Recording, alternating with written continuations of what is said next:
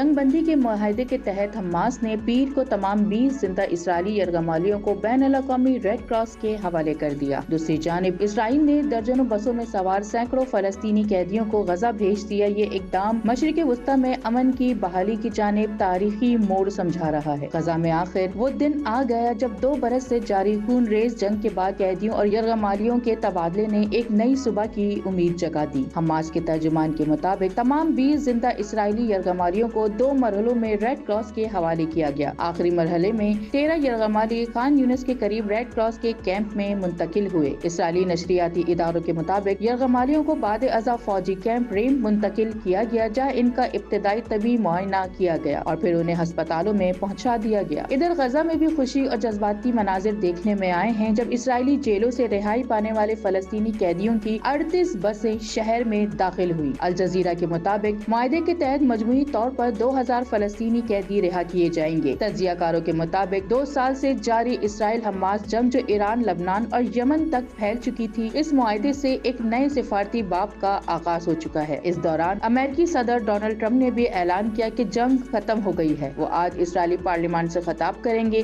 جہاں انہیں اسرائیل کے اعلیٰ ترین شہری اعزاز سے نوازا جائے گا۔ غزہ سے قیدیوں کی رہائی اور یرغمالیوں کی واپسی نے خطے میں امن کی ایک نئی کرن پیدا کر دی ہے، مگر سوال یہ ہے کیا یہ جنگ بندی مستقل امن میں بدلے گی یا یہ صرف ایک وقتی وقفہ ہے؟